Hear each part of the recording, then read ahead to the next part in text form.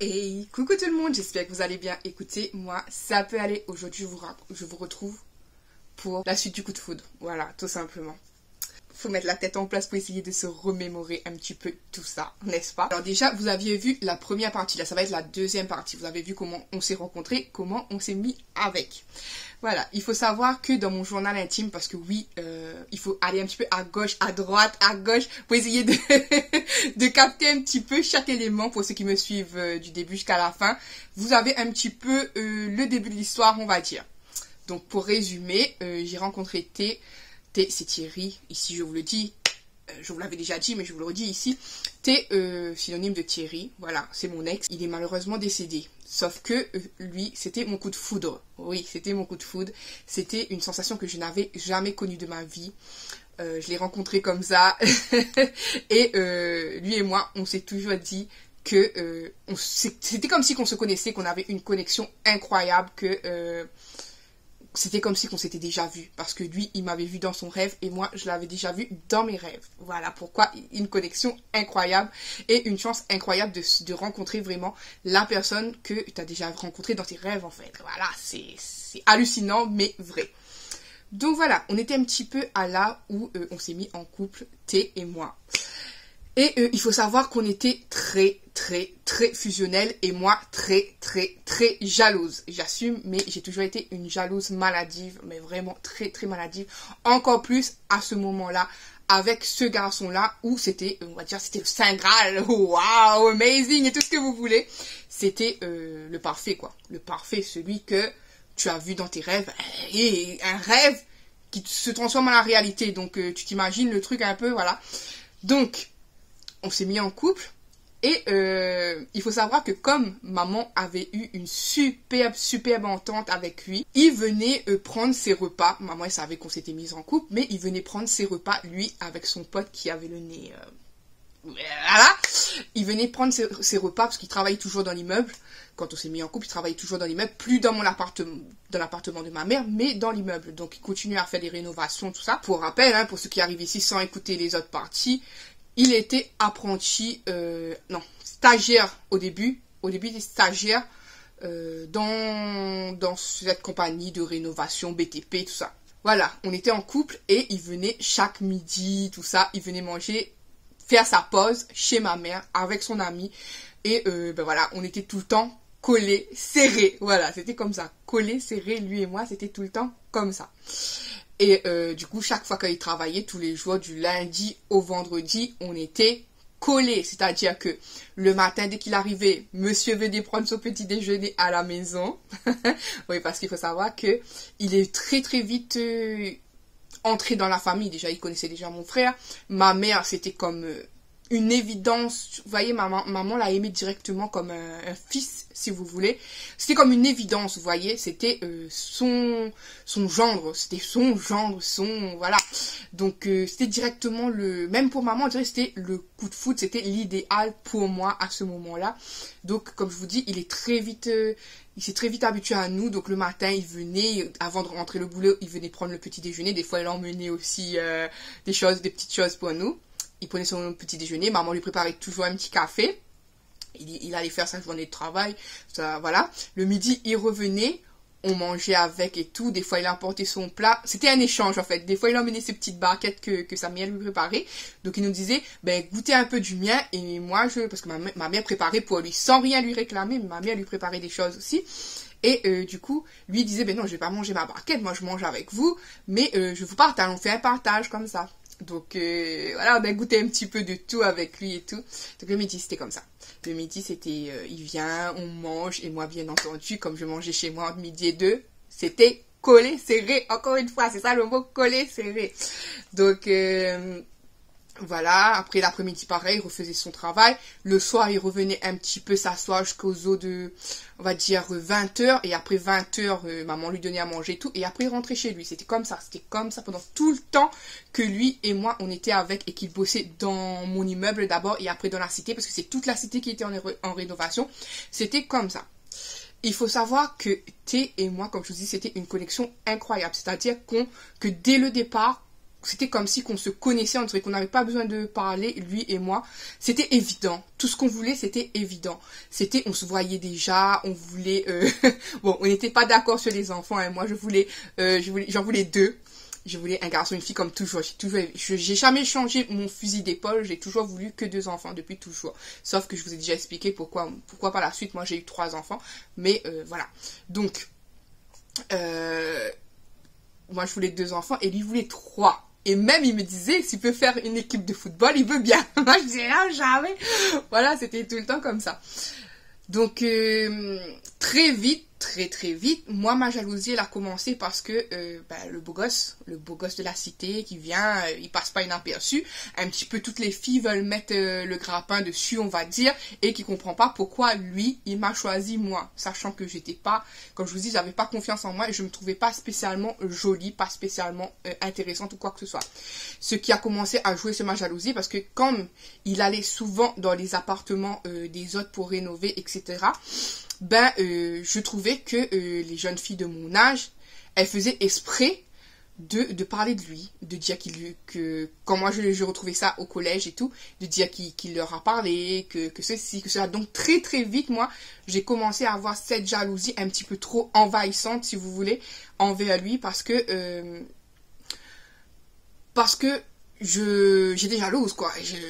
J'entendais tout et de rien, mais lui, il me rassurait en me disant non, s'il m'a choisi moi, c'est parce que c'était moi dans son rêve, c'est personne d'autre. Voilà, qu'il aurait pu choisir n'importe qui, mais c'est que c'est avec moi qu'il veut continuer. On se disait dans ce temps-là, on veut faire notre vie. Voilà, c'est dans ce temps-là, c'était moi, c'était lui, c'était comme ça. Alors, comme je vous avais dit, il avait 2 ans sur moi, 3 ans. 3 ans sur moi, voilà. Donc, au début, moi, j'avais 14, lui, il avait 17.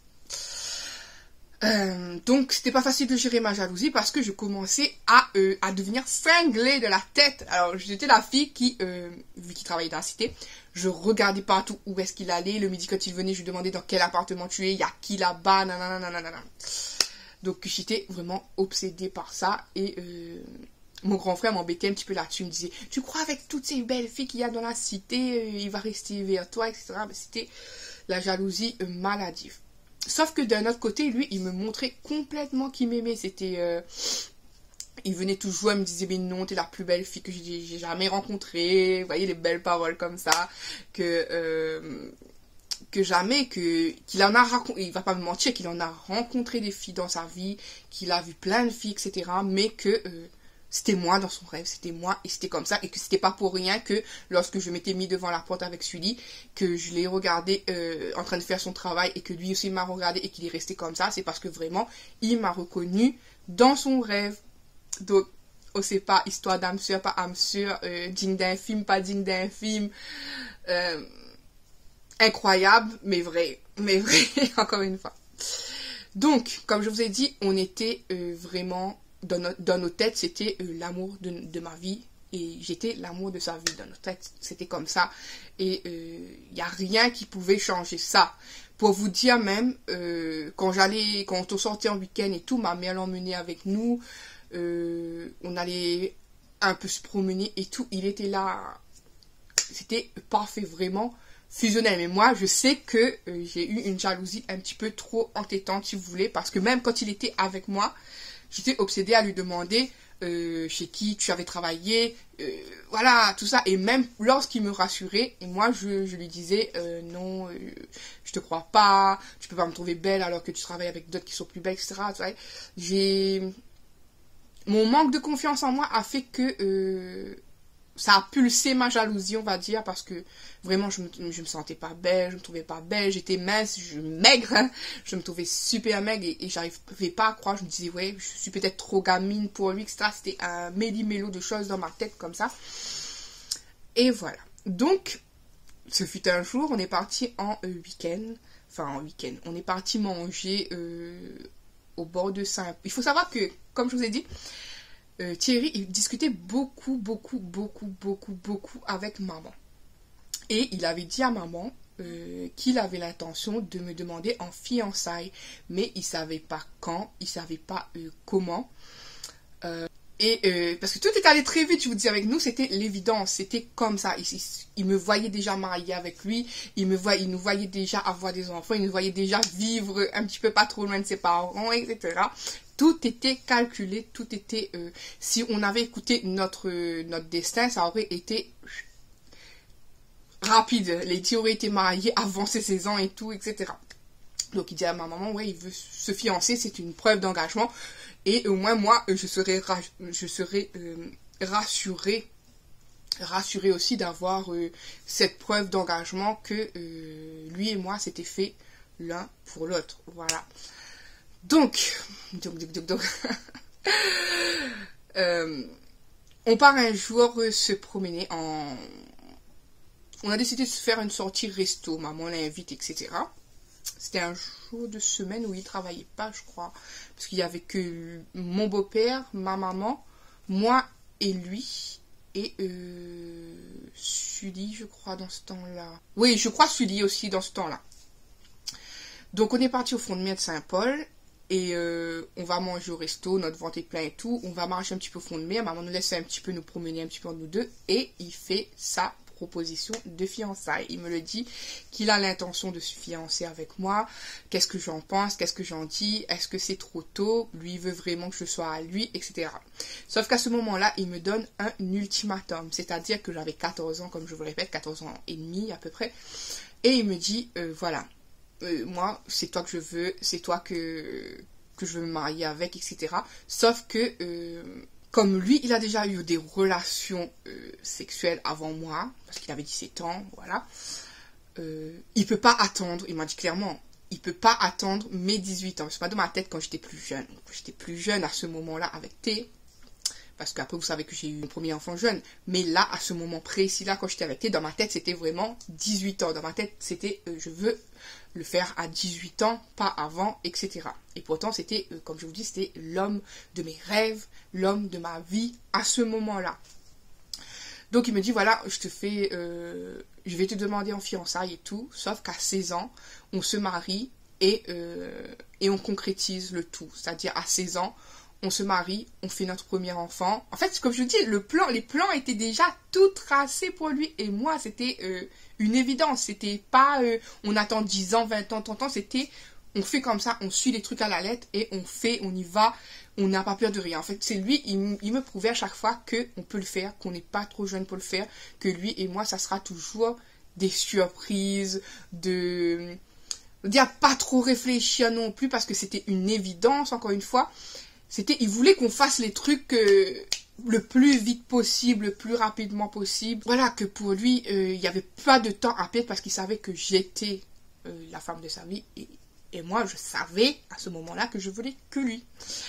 Voilà, donc, il me dit, moi je suis émue, je suis trop contente, j'arrive pas à y croire, mais j'ai une petite réticence pour les 16 ans quand même. Je vous avouerai qu'à ce moment-là, j'avais peur parce que moi, comme je vous dis, à cette époque-là, dans ma tête, je me disais seulement à 16 ans que je ferais pas, seulement à 18 ans, pas avant. Donc à ce moment-là, à 14 ans, j'avais peur vraiment de ce côté-là. Donc je me dis non, on pense pas, et peut-être qu'on va arriver, quand ça sera ce moment-là, il changera d'avis. Donc voilà, moi dans ma tête, il n'y avait que fiançailles, puis je tournais que la tête sur les fiançailles. Donc j'étais trop heureuse, j'étais dans mon monde et tout, à 14 ans, imaginez-vous, 14 ans, t'es carrément classé et tout.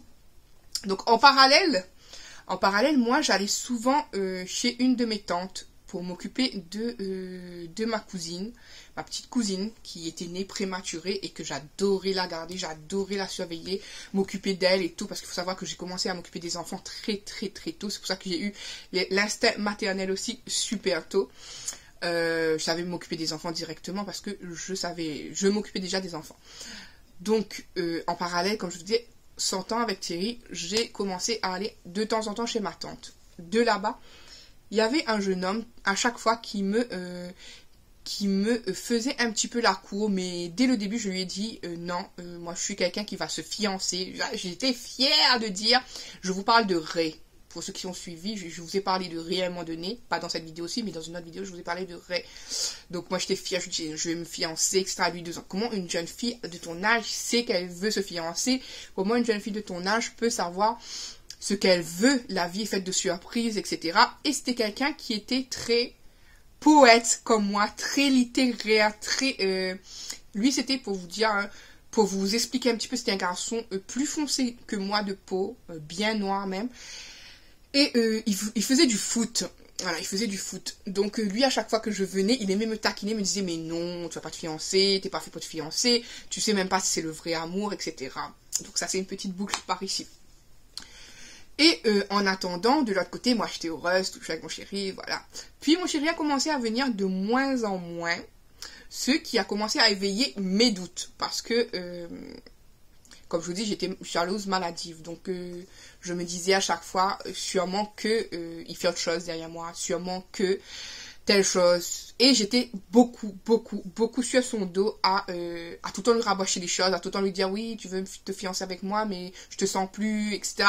Donc j'étais très dans la négativité, on va dire. C'était tout le temps de mauvaise, moi je vous dis clairement, j'étais de mauvaise onde à chaque fois. C'était, je l'aimais, on s'aimait, on s'embrassait et tout. Mais à chaque fois qu'il venait vers moi, vers le positif, moi, j'avais cette jalousie en moi, tout le temps que je disais, arrête, tu dis ça pour mentir, tu dis ça pour telle chose. À un moment donné, je ne croyais même plus sur les fiançailles. Je trouvais que ça tardait. Et je me disais, non, tu m'as dit ça juste pour avoir ça à 16 ans, mais tu le penses pas. Voilà, moi je voyais pas la bague arriver, etc. Donc, je commençais un petit peu à douter. Voilà, pas tellement de lui, parce que comme je vous dis, encore une fois, même avec du recul, je sais qu'il me prouvait à chaque fois qu'il m'aimait, par ses gestes, par ses attentions. Et même chez ma mère, il aidait ma mère comme jamais. Vous savez, le genre de garçon, version super beau, mais version Hulk aussi. Ce mec, il soulevait des trucs à lui tout seul, une machine à laver à lui tout seul, une gazinière à lui tout seul, des trucs super lourds à un bras, je vous dis, monsieur Hulk en une seule personne. Beau gosse et super fort. Musclé. Donc voilà, donc de temps en temps, il restait un petit peu avec maman, même quand moi j'étais en cours, lui passait voir maman, etc. Donc ils avaient un lien très fort avec maman. À un moment donné, il a discuté avec maman des fiançailles. Je l'ai su ça bien après. Hein. Mais maman lui a dit, moi je savais pas à ce moment-là. Mais maman lui avait dit qu'elle pense que c'était trop tôt finalement. Parce que elle sent que je suis trop investie dans la relation et que je suis en train de...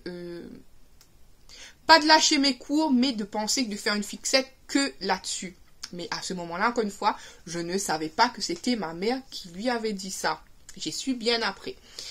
Pas que ma mère voulait pas que je me fiance avec lui, mais elle voulait que j'attende au moins les 16 ans. Parce que pour elle aussi, c'était une évidence qu'on allait rester avec. Donc pour elle, c'était plus vers les 16 ans. Et ensuite, après 16 ans, ça aurait été comme on veut. Mais comme je vous dis, à ce moment-là, je savais pas que c'était ma mère qui lui avait pas interdit de se fiancer avec moi, mais conseillé plutôt de laisser les fiançailles pour le moment. Voilà. Mais un soir, moi, j'ai reçu un message de lui et il a commencé à me dire que finalement, je ne sais pas si c'est la manière dont il l'a dit que j'ai mal pris ou si c'est moi avec ma jalousie que j'ai mal pris. Donc quand il m'a dit que finalement, il voulait plus se fiancer, qu'il pensait que je n'aimais pas autant qu'une de ses ex, ça m'a fait mal comme jamais parce que je me dis comment il peut savoir ça alors que moi à cette période-là je pourrais mourir. Je vous dis c'est vrai, c'est pas que des mots, j'aurais pu mourir pour lui tellement je l'aimais d'amour, tellement que c'était tout, voilà. Donc ça m'a pris un premier coup où dans ma tête ça a vrillé. Dans ma tête je me suis dit ben mince, tout est en train de s'écrouler, ça ne sera pas comme je veux en fait. Ça ne sera pas comme je veux. Et en même temps, en parallèle à partir de ça aussi, il a retrouvé des amis d'enfance et pour s'amuser, comme tous les jeunes ils font, enfin comme la plupart des jeunes qui font un peu des bêtises à un moment donné ou à un autre, il a commencé à faire des bêtises sur l'alcool, sur la marijuana qui est le zamal pour les rayonnés. Et voilà, donc il a commencé à faire ces bêtises-là. Et il faut savoir que moi j'étais une fille très réticente sur... les addictions, quoi. Moi, c'était non, j'aurais jamais voulu me mettre avec quelqu'un qui boit de l'alcool ou qui fume, etc. Que ce soit de la cigarette ou peu importe, c'était non pour moi, c'était un critère impossible. Mais bon, je me disais, c'est lui, je laisse. Sauf que j'avais l'impression qu'avec ça, il s'éloignait en même temps de moi. Voilà, et quand je l'appelais, il voulait pas toujours me répondre, mais ça aussi j'ai su après. S'il me répondait pas quand il était dans cet état-là, c'est parce qu'il voulait me cacher que justement il consommait des choses parce qu'il savait ma réaction par rapport à ça. Mais il en discutait avec maman, il se livrait avec ma mère, ça aussi je suis plus tard encore une fois, il se livrait avec ma mère sur le fait que je puisse pas le comprendre, que c'est juste une période, que là il s'amuse avec ses potes quand il fume, quand il boit, que il sera jamais violent envers moi, que voilà, il faisait un petit peu part de ses appréhensions avec ma mère, si vous voulez. Mais moi, je savais pas. je savais pas. Je savais qu'il venait voir maman. Je savais qu'il discutait de tout et de rien avec maman. Mais je savais pas ce qu'il disait. Et maman était très, très... La grande gardienne de ses secrets. Quand il allait pas bien aussi au niveau de sa famille, il venait raconter à maman, etc. Donc, maman était un petit peu sa deuxième maman, on va dire. Voilà, donc moi, je savais pas ça, qu'il venait se confier à maman, qui disait que non... je le prends mal, très très mal le fait qu'il fait ça, donc il préfère me cacher des choses et donc me plus donner signe de vie, entre guillemets, quand il consomme ces choses-là, pour pas que je le prenne comme ça, pour pas que ça me brusque et me frusque. Sauf que moi j'avais des échos des personnes de mon immeuble, comme quoi il avait vu fumer, il avait vu boire, etc. Donc j'avais toujours des échos et donc moi je le prenais comme une trahison à chaque fois. Et en parallèle, je continuais à aller chez ma tante toujours, de temps en temps. Et il y avait ce fameux garçon, Ray, qui, à ce moment-là, me disait que j'avais perdu mon sourire, que j'étais plus comme avant, qu'au début, quand il m'avait rencontrée, j'étais pétillante, j'étais souriante, j'étais fière de dire que j'allais me fiancer. Et un jour, j'ai pété en larmes là-bas. J'ai dit non, ben finalement, il a annulé les fiançailles. Comme je vous dis, je savais pas tout ce qui s'était dit avec maman, etc.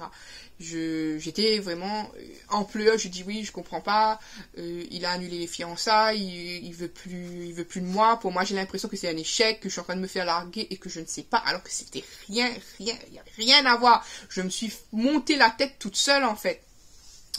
Donc ce garçon-là, lui, vous savez, un garçon quand vous lui plaisez, il va pas vous dire non. En général, il va pas vous conseiller dans le bon sens, il va pas vous dire non, peut-être qu'il fait ça. Parce que lui c'était oui, je pense que tu as raison, écoute-toi, ouais, il est pas digne de toi, s'il fait ça, c'est que voilà. Donc c'était devenu un petit peu, même si je savais que ce garçon, je le plaisais, il était devenu un petit peu une image de bien-être pour moi, parce que il me faisait du bien, même si je sortais pas avec lui, ça me faisait du bien de l'entendre me dire des grands mots, des poèmes, etc. Pendant que de l'autre côté, moi, j'étais fâchée avec T. Moi, je comprenais pas ce que T devenait, en fait. Donc, à chaque fois que j'allais chez ma tante et que je l'entendais dire ces beaux mots, ces belles paroles, parce que oui, je sais que c'était des paroles maintenant, mais à mon âge, à 14 ans, tu es un petit peu amadoué, on va dire, amadoué, façonné par une personne que tu n'as jamais rencontrée et qui est surtout comme toi vis-à-vis de la façon littéraire, comme je dis, quelqu'un de poète comme moi, qui a les mots comme moi, qui sait pas, un beau parleur. Voilà, tout simplement, un beau parleur. Donc, à chaque fois, il me disait, mais non, t'as perdu vraiment ton sourire et tout. À chaque fois, c'était le même refrain. Donc, j'ai continué avec T, sauf que c'était plus la même chose, sauf que, voilà, je commençais à avoir énormément de doutes dans ma tête. Lui, il avait commencé à comprendre ça. Un jour, il m'a emmené en balade. Il allait m'emmener voir ses parents. J'ai eu un coup de flip. Je me suis mise à pleurer dans le bus, pleurer. Parce que je savais que sa mère, elle était raciste. Il m'avait dit que sa mère était raciste. Mais il me disait sa mère est raciste, mais pas beaucoup. En fait, sa mère, elle supportait, parce qu'elle travaillait dans un dans un lycée. Sa mère supportait de voir des personnes de couleur, sauf que sa mère ne voulait pas que son fils se mette avec une personne de couleur. Donc j'avais déjà cette pression. Son papa, quand il me disait son papa, il était adorable, même parfois quand il téléphonait, son papa, il passait derrière, oui, je t'attends pour un bon manger, etc. Donc son papa, c'était un amour. Il y avait sa petite sœur, par contre, la sœur, la peste, comme je vous avais déjà raconté. La sœur, elle, c'était... tu parles à Céline, tu parles à Carole, sans jamais citer mon prénom. Donc, c'était en remémorant tout ça. Moi, quand il a voulu m'emmener, j'ai pleuré dans le bus, tellement pleuré, j'ai fait une crise de panique, qu'il a dévié le chemin au lieu d'aller chez lui. On est parti dans un parc et j'ai pleuré. Tellement pleuré qu'il a décidé, il a dit non, mais c'est bon, quand un jour tu seras prête, on reviendra. Donc ça m'a reconforté un petit peu à l'idée que finalement il est prêt, puisqu'il allait me présenter et tout, il est prêt. Pendant qu'on était là, on a croisé ma copine, voilà, qui nous a dit bonjour, qu'est-ce qu'on faisait là, il lui a raconté et tout, que j'étais pas prête, etc. Donc on est rentré. Après ça, je pense que ça lui a mis un petit coup quand même, un coup de froid que il a douté. Lui, moi déjà que je doutais de lui, il a commencé à douter de moi. Voilà. Donc on était dans une situation où on commençait à avoir du doute d'un à l'autre, alors que c'était des doutes infondés. Tous les deux, on s'aimait, sauf qu'on doutait de tous les deux. Donc, vous voyez, et la confiance, c'est quelque chose d'important dans un couple, hein, peu importe avant, après, comment. Mais la confiance est importante. Mais avoir le doute, ça peut détruire. Donc, on s'était mis tous les deux dans le doute. Voilà. Mais on continue la relation, on continue. Et, sauf qu'à un moment donné, pour prendre du recul, il me l'avait pas dit au début, mais il m'a dit après, quand on n'était plus avec. Il a décidé d'aller en vacances. Et quand il est parti en vacances, à cette époque-là, il n'avait pas de téléphone au début. Donc, il est parti en vacances pendant une longue période où je n'avais pas de ses nouvelles. Et pendant cette longue période, j'avais des échos. Encore une fois, des échos. Il ne faut jamais écouter les échos parce que les échos, ils peuvent te faire mal et détruire ta vie. Donc, j'entendais des échos. Oui, il est avec un tel, l'autre, oh, il fait ça. Et moi, comme je n'avais pas de ses nouvelles sur... il n'y avait pas du tout de ses nouvelles. Je me disais, non, mais il aurait pu prendre un téléphone d'une cousine, de telle chose, telle manière, pour me donner des nouvelles, mais rien. Donc, le doute s'est multiplié. À un moment donné, il a eu un téléphone, je l'appelais, mais je sentais bien que lui, avec le doute qu'il avait à cette période-là, il n'était pas tellement chaud à me parler, on va dire. On se parlait, mais bof, quoi. Il est revenu de ses vacances, ça a été intense, ça a été tout. On passait encore des moments, comme je vous dis, fusionnels, collés, serrés, sauf que il y avait toujours ce truc-là, ce doute-là en lui et ce doute-là en moi. Et on a commencé à se dire, lui et moi, est-ce que c'est vraiment, est-ce qu'on est vraiment fait l'un pour l'autre finalement? Est-ce qu'on n'est pas allé trop vite? Du moment qu'on a commencé à se poser cette question-là, moi dans ma tête ça a vrillé. Je vous dis franchement, dans ma tête ça a vrillé. Je me suis dit, si on en vient à là, c'est que finalement on s'est trompé. Finalement, le coup de foudre, est-ce que ça dure vraiment? Est-ce que les coups de foudre c'est juste dans les films? Est-ce que j'ai pas le droit d'être heureuse, etc. Donc j'ai commencé à vriller et tout. Même si on se voyait, moi, ça commençait à... Quand je le voyais, ça m'agaçait plus que j'étais contente. Parce que je me disais... En fait, je me disais, il faut le quitter avant qu'il me quitte. Moi, je pensais, en étant jeune, si tu quittes quelqu'un, ça te fera moins mal que si la personne te quitte. Donc j'avais ça dans ma tête, je me disais... Je retardais le moment, je me disais... Et je passais pourtant de bons moments avec lui, mais j'avais toujours ce doute-là. Je l'aimais de la folie. Il y avait aucun doute sur l'amour, il y avait des doutes sur autre chose, mais il n'y avait pas de doute sur mon amour pour lui.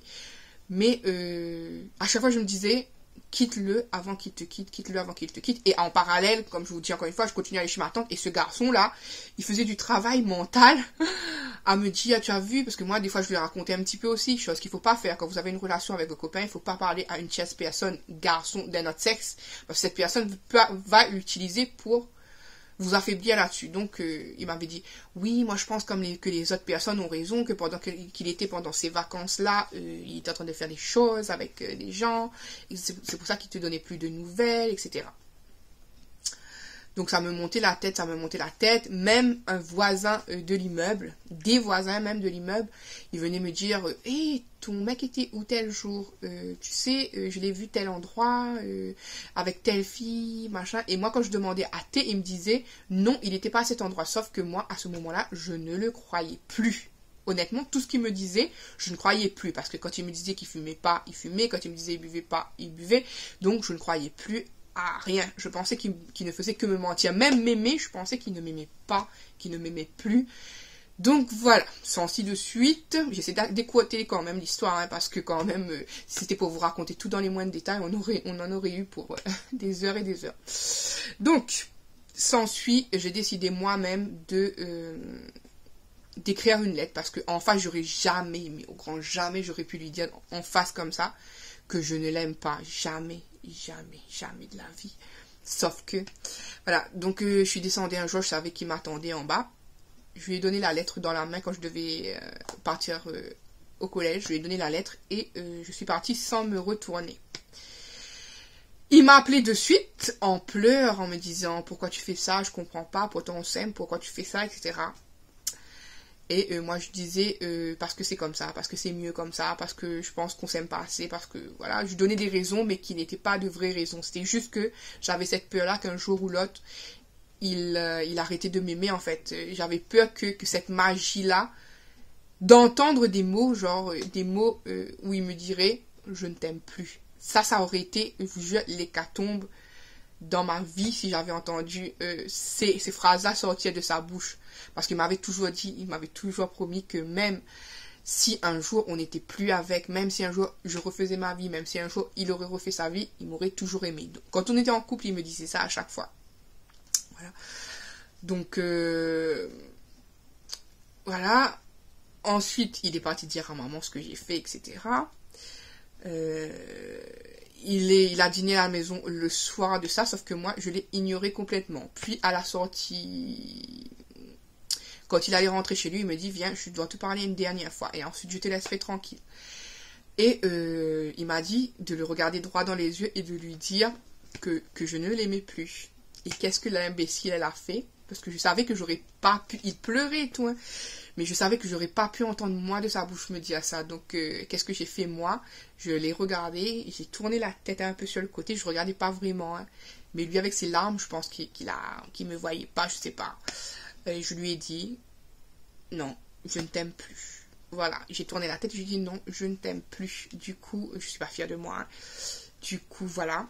Ça s'est terminé comme ça, parce que lui, il voulait juste entendre ça pour... parce qu'on s'est dit que jamais on se serait dit ça. Donc, moi...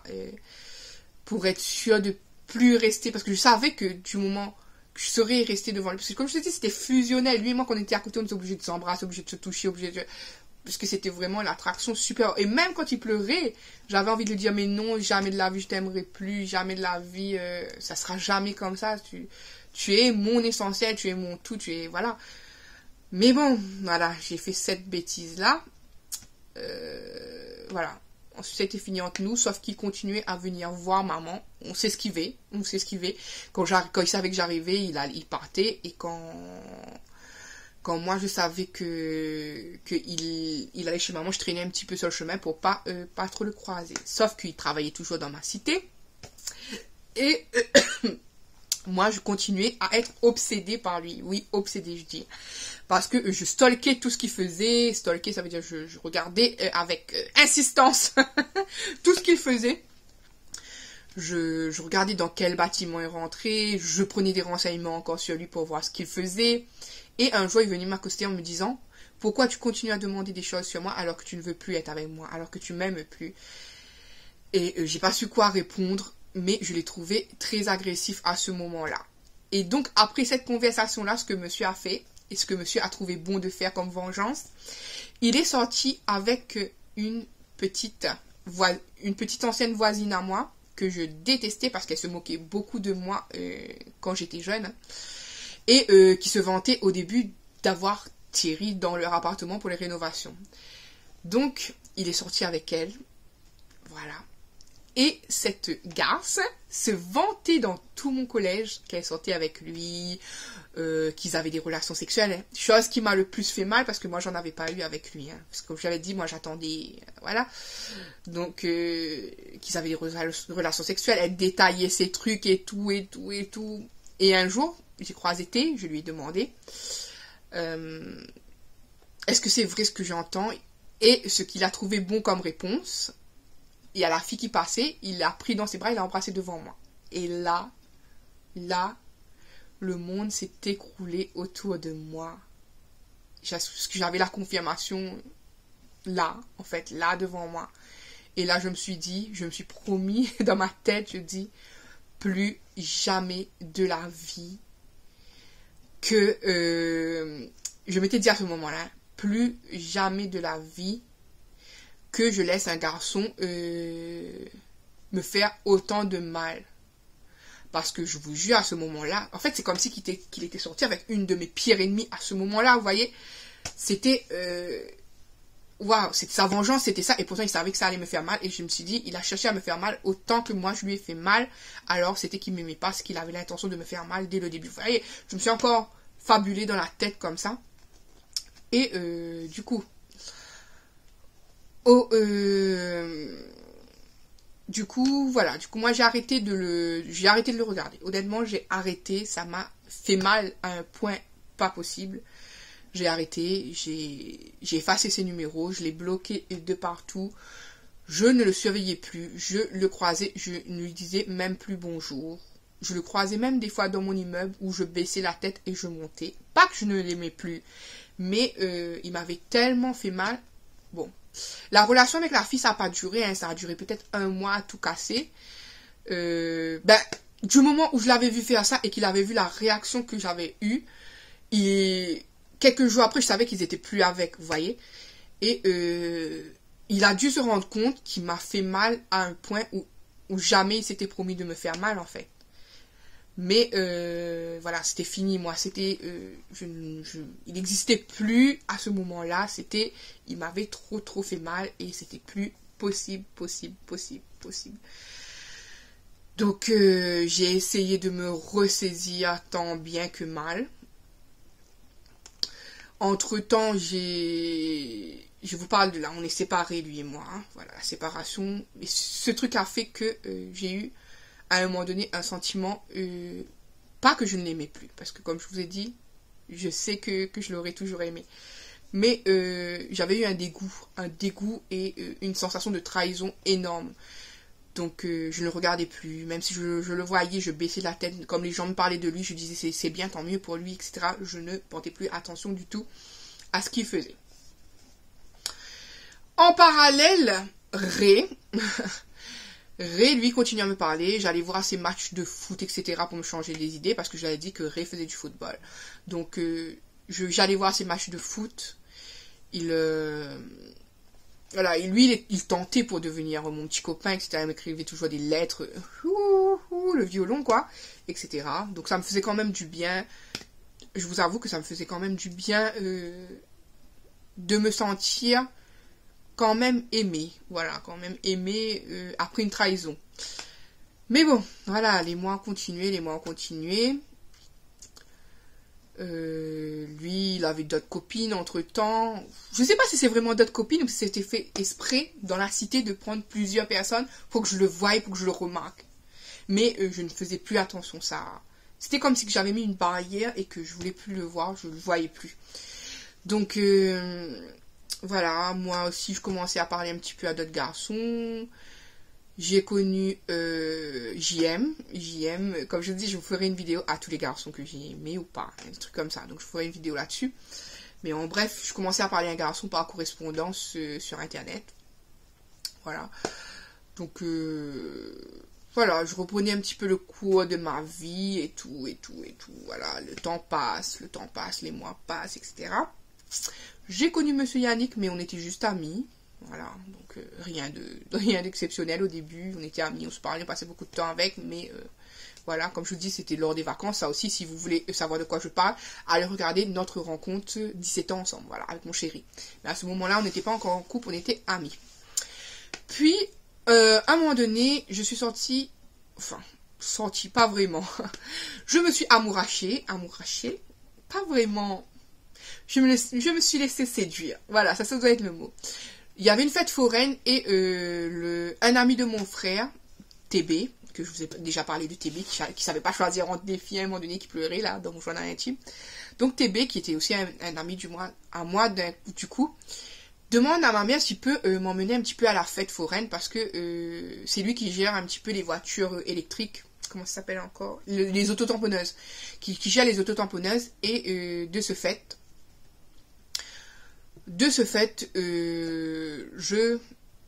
il aurait un œil sur moi et moi je pourrais faire autant d'auto-tamponneuses que je veux. Sauf que pendant qu'il travaillait, TB, il avait un ami qui travaillait avec lui. Et c'était un ami malbar, un gars noir, un de ces garçons que je m'étais toujours dit que je ne serais pas mon style, vous voyez, habillé un petit peu polo Lacoste, bas survêt, etc. Le genre de garçon comme ça. Mais ce garçon-là, parce que c'était fin d'après-midi, début de soirée, tout ce temps-là, il me faisait sourire parce qu'il me disait, tu m'as l'air triste, une jolie fille comme toi, et ça ne doit pas être triste, ça fait longtemps que je te vois, mais que je t'ai jamais parlé, etc. Donc ce garçon-là, il me faisait sourire. Et lors de la fête en question, il avait un pendentif. Et je sais pas si je vous raconte cette histoire-là tout de suite. Entre deux, je vous raconte rapidement. Il avait un pendentif. Mais bon, je vous raconterai cette histoire à tous mes ex, enfin, machin, bref. Donc, je me suis bien entendue avec ce garçon et voilà, on s'est vu plusieurs fois. D'ailleurs, ce garçon, il était venu me chercher une fois à côté de chez moi. Maman l'a fait courir parce que maman, son cœur était encore avec Thierry. Donc, maman l'a fait courir. Maman a dit non, ma fille va pas sortir avec toi. Nanana, le pauvre garçon. Voilà, mais il n'a pas abandonné tout de suite. Hein. On a décidé de se voir pour discuter un petit peu. Donc, un jour où j'avais cours de PS, mais la prof venait pas. Il allait dans le même collège que moi. Il a décidé de venir marcher un petit peu avec moi aux abords du terrain. Aux abords du terrain pour attendre ma prof en fin de compte. Donc à ce moment-là, j'avais ma copine. Donc ma copine a vu elle a bien vu que j'étais avec ce garçon-là. Donc et à un moment donné, ce garçon, il m'embrasse. Et moi, j'ai pas réfléchi à rien. Moi aussi, je l'ai embrassé. Hein. Sur la bouche. Donc je l'ai embrassé. Et ma copine, elle a vu. Donc, elle me faisait des réflexions là-dessus. Et quand il m'a embrassé, on était à un endroit où c'était un pont surélevé à côté du collège. Hein. Comme je vous dis, moi, j'attendais ma prof de sport. Je n'avais pas dégagé de là. Hein. Je traînais pas autour de machin. Donc, là. Mais là où on était, en haut, on voyait... en bas, on voyait en haut du pont. Et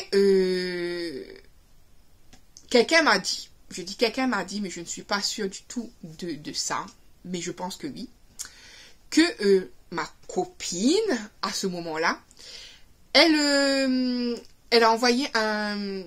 Comment dire? Elle a envoyé un message à T en lui disant que je l'ai oublié et la preuve, j'étais avec un garçon tel endroit. Et donc, apparemment, il est passé en moto et il m'a vu avec ce garçon pile au pile. Comme par hasard, au moment où j'embrassais ce fameux garçon. Voilà. Donc, tout de suite après, j'ai eu un message. Ouais, tu t'amuses bien. Tu m'as vite remplacé ou quoi que ce soit. Alors que ça faisait des mois. Ouais, ok, etc. Tu m'as fait du mal. Voilà. Donc, du grand T en action. Alors que lui, il avait déjà eu je sais pas combien de filles. Il pensait que j'allais rester comme ça. Non. Donc, moi, à ce moment-là, je remettais en doute personne. Voilà. J'ai continué ma petite vie. Avec ce garçon, ça n'a pas marché. Je vous dis honnêtement, ça n'a pas marché parce que lui, il me reprochait que ma mère ne l'aurait jamais accepté. Donc, ça n'a pas marché. On va dire que c'était un seul et unique baiser. Comme ça, mais un peu longtemps. Pas langoureux, mais comme ça, assez longtemps. Qu'une seule fois. Et après... il n'y a plus eu ça. Donc, il me reprochait que ma mère n'aurait pas accepté. Et lui, c'était quelqu'un qui était très famille, du coup.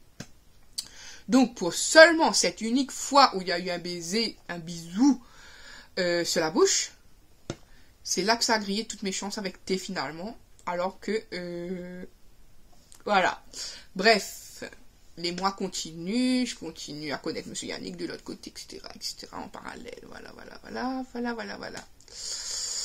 Je commence... mais il faut savoir que T et moi, c'était plus fort que nous. C'était que...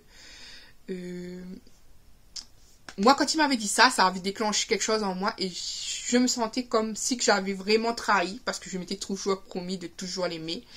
Toujours. Voilà. Donc, j'ai senti que comme si que je l'avais trahi, etc.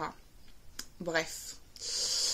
Il s'est mis encore en couple avec une autre fille de ma cité, mais cette fois-ci beaucoup plus mûre que moi, beaucoup plus âgée que moi aussi. Elle était plus vieille que lui, pour vous dire.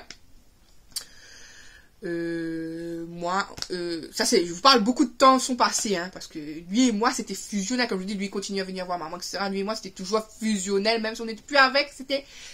Il me regardait quand je le regardais pas, je le regardais quand je le regardais.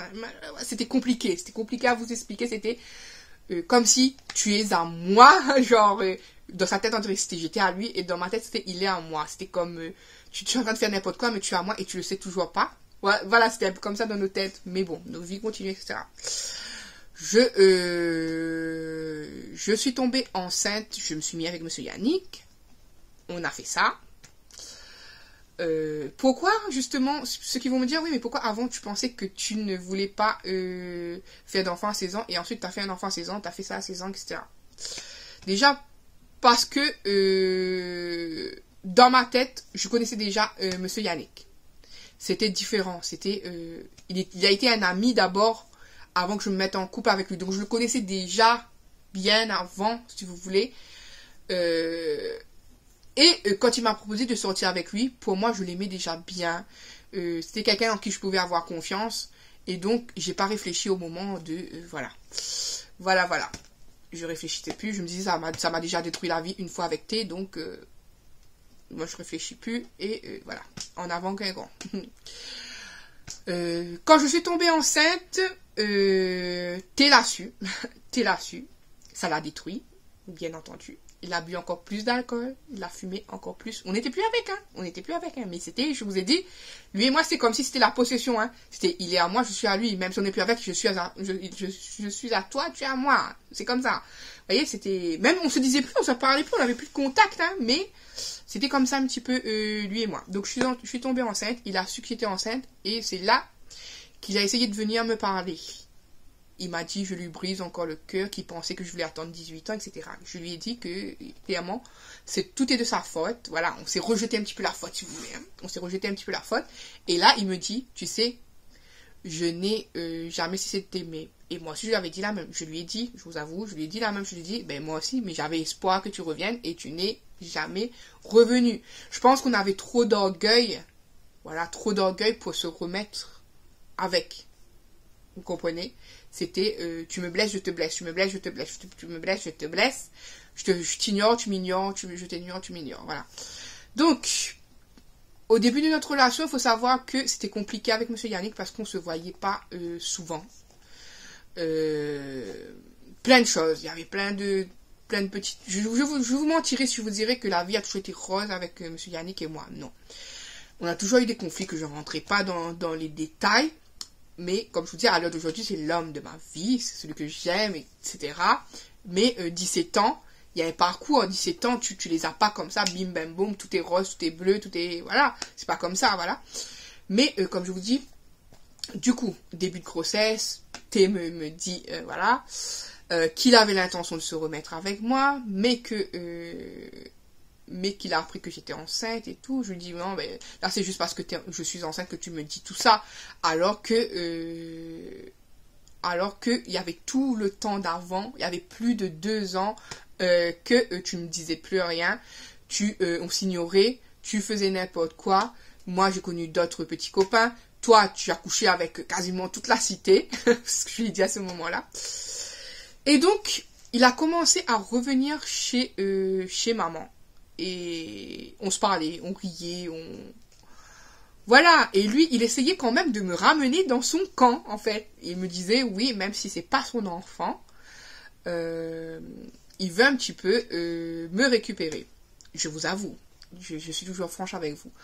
Donc comme je vous ai dit, moi au début avec la relation avec M. Yannick, c'était compliqué parce que lui, à un moment donné, il a eu un problème de voiture, lui il travaillait, on se voyait pas, il a toujours été cuisiné, donc à un moment donné, moi j'avais l'impression que c'était tout pour son travail, que c'était jamais moi, jamais voilà, et les doutes que j'avais eu pour T auparavant, ils réapparaissaient pour M. Yannick à ce moment-là et tout, j'étais bousculée, on va dire.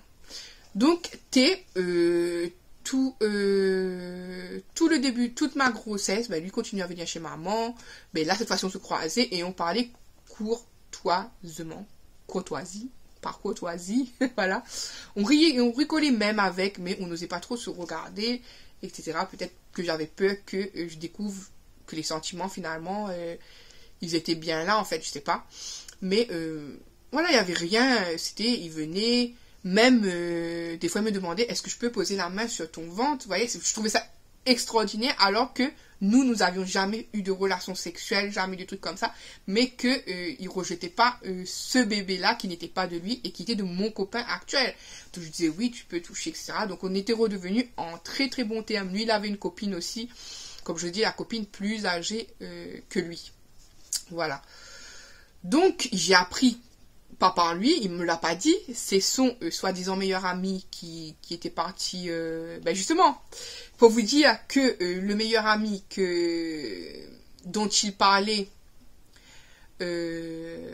à cette époque, qui devait aller en métropole pour 5 ans, je crois qu'il a fait 3 ans et demi, 4 ans, mais cet ami avait le temps de revenir. C'est pour ça que je vous dis, le temps, il s'est écroulé comme jamais. Il a dû faire 2 ans et demi, 3 ans. Je crois qu'il a arrêté avant, en tout cas. Mais le temps s'est écoulé. Et c'est cet ami en question-là, qui au début ne m'aimait pas, c'est lui qui m'a prévenu que Thierry allait se fiancer. Et moi, je lui ai dit à Thierry, ah bon, tu vas te fiancer, je suis contente pour toi, etc. Mais ça me blesse quand même. Ça me blessait à ce moment-là. Parce que c'était ma place. C'est moi qui aurais dû me fiancer il y a très très longtemps. Et là, il allait se fiancer avec quelqu'un. En plus, quelqu'un de plus vieille que moi, de plus âgé que lui, etc. Donc, le temps passe, etc. Nous, on est toujours en bon terme, même si lui va se fiancer, on est de bon terme, hein. Pas de vraie ambiguïté dit ou quoi que ce soit. J'accouche de Nikan, le 1er septembre, comme vous savez. J'accouche de Nikan. Il sait que j'ai accouché de Nikan. Il est content, lui, ses fiançailles continuent à s'avancer. Je crois qu'il s'est fiancé. Oui, il s'est fiancé pour de vrai. Il s'est fiancé pour de vrai. Et en parallèle, j'entends que il a une maîtresse, entre guillemets, maîtresse. Et je comprends pas. Et tout d'un coup, je comprends, tout s'est remis en place pour moi. Ma copine en question je ne sais plus comment j'ai tilté ça, mais ma copine en question qui savait tout de moi, qui savait tout de notre relation, qui savait tout de T et de moi, elle m'a trahi parce que, comme je vous ai dit, elle a rien fait. Vous n'aviez pas compris, comme je vous ai dit, qu'elle m'a fait pire. C'est pas qu'elle a couché avec lui, c'est pas qu'elle a eu quelque chose avec lui, mais elle m'a fait pire dans le sens où moi je prenais vraiment cette fille comme ma cousine, comme quelqu'un de ma famille, comme, vous voyez, un membre de votre famille. Mais cette fille, ce qu'elle a fait, c'est qu'elle a mis sa meilleure copine à elle. Sa meilleure copine, ça veut dire que moi, j'étais vraiment au bas étage par rapport à cette copine-là. Elle a mis sa meilleure copine en couple avec T. Sachant que c'est elle qui a parlé au début pour T et moi. Et là, elle a mis sa meilleure copine en couple avec T. Et sans me l'avoir dit. Et elle était fière. Ils faisaient des soirées et tout ensemble. Donc, je l'ai appris ça du meilleur ami de T aussi, qui ne m'aimait pas au début, puis finalement qui a pris pitié un petit peu de moi, on va dire. Donc, il me l'a dit, il me l'a avoué, qu'elle était bien contente, que c'était elle qui a arrangé le coup, et donc il faisait des soirées et tout. Alors qu'elle continuait à m'appeler ma cousine, mon amour, mon tout. Donc, c'était une grosse trahison. Grosse trahison. Très grosse, qui m'a fait super mal encore. En plus, j'étais enceinte, j'ai appris ça, j'ai dit waouh. Waouh, quoi. Je disais, c'est comme si que je disais, j'ai pas le droit d'avoir quelque chose à moi, il faut que quelqu'un veut la chose. Mais sachant que c'est quelqu'un qui me connaissait, qui connaissait toute la relation qu'on avait avec T, tout par quoi je passais, les doutes, les trucs, alors que l'amour n'avait jamais été la raison de la séparation. Je peux vous dire que mon cœur, il s'est fendu en miettes. Bref, et T aussi m'avait pas dit non plus. Donc j'ai senti ça encore comme une autre trahison. Sauf que, comme j'étais avec monsieur Yannick et tout, je disais, allez, c'est du passé, je continue mon truc et tout, voilà. Donc, j'accouche de Nikan. Lui, il s'est fiancé avec sa vraie, pas sa maîtresse, mais sa vraie. Quand j'ai fait 1 semaine de maternité, il demandait de mes nouvelles à ma mère, parce qu'il continuait à voir ma mère. Quand je suis revenue, il a demandé à maman si il pouvait voir l'enfant. Donc, moi j'ai dit, ben, bien sûr, je vois pas pourquoi il pourrait pas voir l'enfant, mais je comprenais pas trop pourquoi il voulait voir l'enfant ou pas, voilà. Donc, ce que j'ai fait, c'est que 1 semaine, 2 semaines après, je suis descendue avec le bébé, il était en bas. Maman m'a dit, ben, tiens, là, il est en bas, il est sur sa moto, etc. Donc, je suis descendue avec le bébé, il est venu, il était devant une boutique, donc je suis partie devant la boutique, je lui ai dit, maman m'a dit que tu voulais voir le bébé, il était un petit peu gêné, un petit peu autour, parce que vu la situation, c'est vrai que ça pouvait être compliqué parce que les gens auraient pu croire que c'était son enfant alors que personne ne savait qu'on n'avait jamais rien fait avec, vous voyez. Donc les gens nous regardaient bizarrement, moi je comprenais pas trop le truc en plus, mais après c'est après en réfléchissant, ouais. Du coup, on est parti sous mon immeuble, il a tenu un petit peu Nikan dans ses bras avec plein d'amour, hein, comme si c'était son propre enfant à lui. Alors qu'on n'était pas avec, hein, je vous dis à chaque fois, mais on n'était pas avec, moi j'étais avec monsieur Yannick, hein. Il a tenu Nikan dans ses bras et tout. Après, il m'a dit, vas-y, monte parce qu'il y a trop de vent et il veut pas que le bébé, il soit malade. Il m'a dit ça. Il m'a dit, je vais revenir vous voir. Il m'a dit, t'inquiète pas, je vais revenir vous voir. Mais d'un air où il y avait quelque chose derrière sa tête, en fait. Il y avait quelque chose derrière sa tête. Donc, je remonte, voilà, le temps passe, et on se recroise, il me dit, voilà, tel jour, parce que Nikan est né le 1er septembre, comme je l'ai dit, on s'était vu, il m'a dit qu'il reviendrait me voir, mais il n'avait pas de temps, parce qu'il travaillait un petit peu ailleurs, après, plus dans la cité, mais ailleurs, et le temps passe, comme je dis, on était en septembre, et je le croise en décembre. En décembre, je le recroise et me dit, il va venir ce week-end, il a quelque chose à nous dire à moi et à maman. Quelque chose de très important et qui pourra changer nos vies. Moi, je comprends pas. Je lui dis, ben, explique-moi, c'est quoi cette chose parce que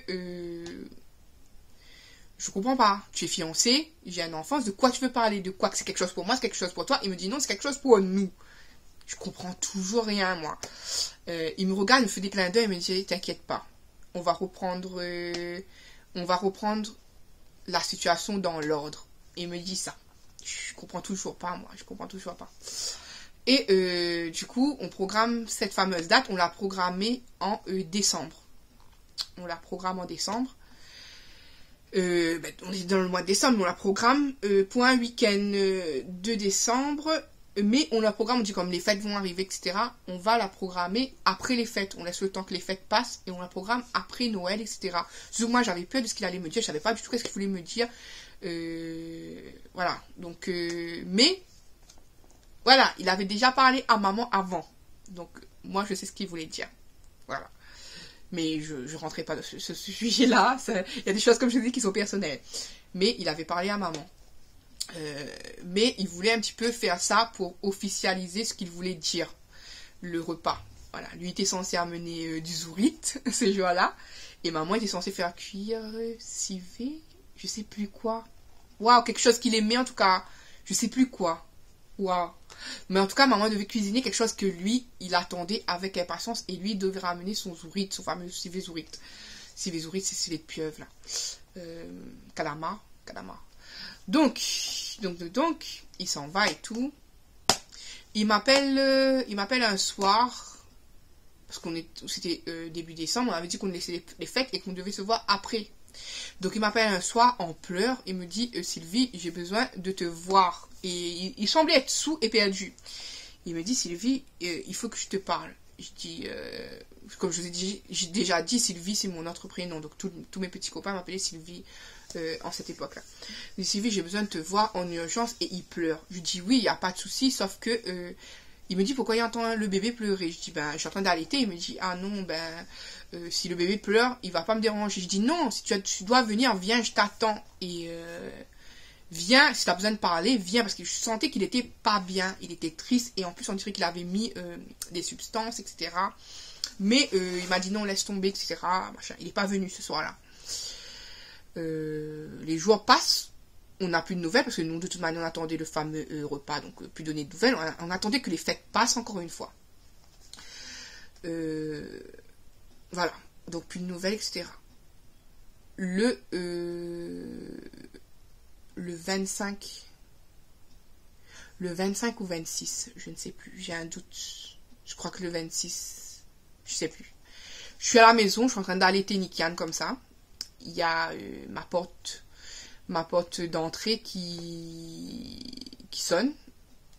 Et je suis contente de voir ma copine, une de mes copines, justement la cousine de l'autre. Mais elle, voilà, il n'y a pas de souci entre nous, machin. Donc je la vois, je vois que maman a la tête tournée vers le bas. Ma copine dit à maman, Marie, prends le bébé, s'il te plaît. Maman s'appelle Marie. Donc maman, elle prend le bébé, je dis, mais qu'est-ce que tu veux me dire? Pourquoi tu es sérieuse comme ça? Pourquoi ça? Pourquoi si? Donc elle me dit, je suis désolée. Je dis, mais quoi t'es désolée comme ça? Moi je comprends rien. Elle me dit, Thierry, et elle commence à pleurer. Je dis, quoi Thierry? Comme ça. Je dis, quoi, il a fait un accident? Moi je pensais que c'était juste un accident. Après elle continue à pleurer. Je dis, parle. Après elle me dit, comme Vincent. Parce qu'il faut savoir qu'elle avait enduré la perte de son chéri qui est mort, qui est décédé. Voilà. Donc elle me dit comme Vincent. Et là, j'ai compris. J'ai dit quoi? Il est mort. Et là, elle se met encore plus à pleurer. Elle me dit, je suis désolée que c'est moi qui dois te dire ça. Et là, je fonds en larmes, les tremblements. Et c'était comme si que mon monde, il s'écroulait. C'était tout le film de ma vie repassé dans ma tête. Je dis, non, c'est pas possible. Thierry va se fiancer avec une fille. Non, c'est pas possible, je suis en train de rêver. Non, c'est pas possible. Je croyais que j'allais perdre la tête. Je vous jure, à ce moment-là, quand elle m'a dit ça, je croyais que j'allais devenir folle. Je dis non, c'est pas possible, c'est pas vrai. Hein. Moi, je veux voir Thierry avec une autre fille s'il faut, mais je veux pas le voir mourir. En plus, il doit venir là ce week-end pour faire un repas chez nous. Je dis non, c'est pas vrai. Comme ça, elle me dit si. Elle s'est mise à genoux devant moi. Elle s'est dit si, c'est vrai. Elle va jamais s'amuser sur des trucs comme ça. Et puis là, on s'est tous effondrés. Maman, elle, moi, on a pleuré comme jamais. Maman, elle a fait un déni pendant longtemps. Elle a pleuré sur le coup, mais elle a fait un déni. Pour elle, non. Tant qu'elle voyait pas, non, c'est pas vrai. Donc l'enterrement était programmé tout de suite après, etc. Moi, j'ai décidé d'y aller. J'ai laissé maman en Nikian. J'y allais pas pour longtemps, mais je voulais quand même lui faire un dernier au revoir. Et puis, dans un sens, inconsciemment, me dire que oui, c'est vrai, oui, c'est la fin, oui, c'est fini. Voilà. Donc, je suis partie à son enterrement. Comment T est mort et comment T est décédé. C'était pas un accident de moto comme je le pensais en fait, parce que je ne l'ai pas dit. C'est en fait, il était en boîte de nuit et à un moment donné, il a pris une substance, une drogue. Voilà. Alors que d'habitude, il mettait pas du tout de la drogue. Il mettait juste de la marijuana, qui est considérée aussi comme une drogue. Fumer de l'herbe, quoi. Fumer de l'herbe, boire son alcool, mais jamais il mettait de la drogue. En tout cas, moi, innocente que j'étais, tout le monde aurait pu dire du mal sur lui, mais la drogue, jamais, même lui disait la drogue, jamais qu'il en touche. Et finalement, il est parti en boîte de nuit. Le réveillon ou le jour de Noël, je sais plus, mais en tout cas, il est décédé le jour de Noël, quoi. Il a mis une drogue, c'était la première fois. Et apparemment, c'était une drogue qu'il fallait bouger, qu'il fallait danser. Sauf que lui, il s'est senti super épuisé quand il a mis cette drogue. Et il a dit à ses amis, il va se reposer dans la voiture. Chose qu'il n'aurait jamais dû faire. Puisque il s'était jamais réveillé après. Il s'est noyé avec son vomi ou quelque chose comme ça, qu'on m'a dit. Il s'est jamais réveillé. Et voilà. Donc, décédé dans son véhicule le jour de Noël. Voilà, je suis partie à son enterrement. Et j'étais avec la cousine, la fille qui est venue m'annoncer ça. J'osais même pas toucher le cercueil, j'osais même pas, je réalisais toujours pas. C'est elle qui m'a pris la main et nous, en tant que chrétiens, on bénit généralement le corps. Donc elle m'a pris la main, elle m'a fait faire la croix sur lui avec l'eau bénite. Elle me tenait parce que j'étais vraiment devenue faible, mais faible sérieusement. J'arrivais pas à croire que c'était lui. Il avait un cercueil fermé, il avait que le haut du visage qu'on pouvait voir. Voilà. En sortant de là-bas, moi j'étais toujours abasourdie, j'étais dans mes émotions et tout. Et dites-vous bien qui je vois. Ma copine et sa meilleure amie. Déjà, le malaise grave. Moi, je la vois en train de soutenir cette fille qui pleure à chaudes larmes. Mais à chaudes larmes, sérieusement. Elle soutient la fille. Elle me voit et là, son visage se crispe. Son visage se crispe. Moi, je lui ai dit juste bonjour à ce jour-là et j'ai compris que c'était la vérité. J'ai compris que ce que la personne m'avait dit, c'était vrai. Qu'elle était vraiment l'entomatrice de mettre cette fille en tant que maîtresse de thé quand il était fiancé avec l'autre fille. Mais quand même, elle a mis sa meilleure amie en couple avec l'ex d'une de ses amies que je pensais très bonnes amies. Moi, je pensais que j'étais une très bonne amie à elle parce qu'on se connaissait depuis toujours, quoi. Mais elle a osé mettre sa meilleure amie, qu'elle connaissait moins longtemps que moi, en couple avec un de mes ex, qu'elle savait que les sentiments étaient énormes. Voilà. Voilà, écoutez, j'ai réussi à faire 1 heure de temps. Je sais pas si je vais couper des choses ou pas. Je sais pas du tout. C'est la vraie histoire avec T. Et j'espère qu'elle vous aura plu. Je sais, c'est fin triste. Mais bon, au jour d'aujourd'hui, comme je vous ai dit, moi je suis heureuse. Lui, c'est un de mes anges au paradis. Hein. Oui, c'est un de mes anges au paradis. Ici, je suis heureuse avec Monsieur Yannick. Voilà. Mais voilà, c'est une personne qui a compté énormément dans ma vie. C'était le mystère de ma vie même, comme je vous dis, parce que 2 âmes qui se connaissent déjà, c'était juste improbable. Donc voilà, j'espère encore une fois que cette vidéo vous a plu. Moi, quant à moi, je fais un tout de tricot. Bisous et je vous dis à bientôt pour une prochaine vidéo. Bye bye.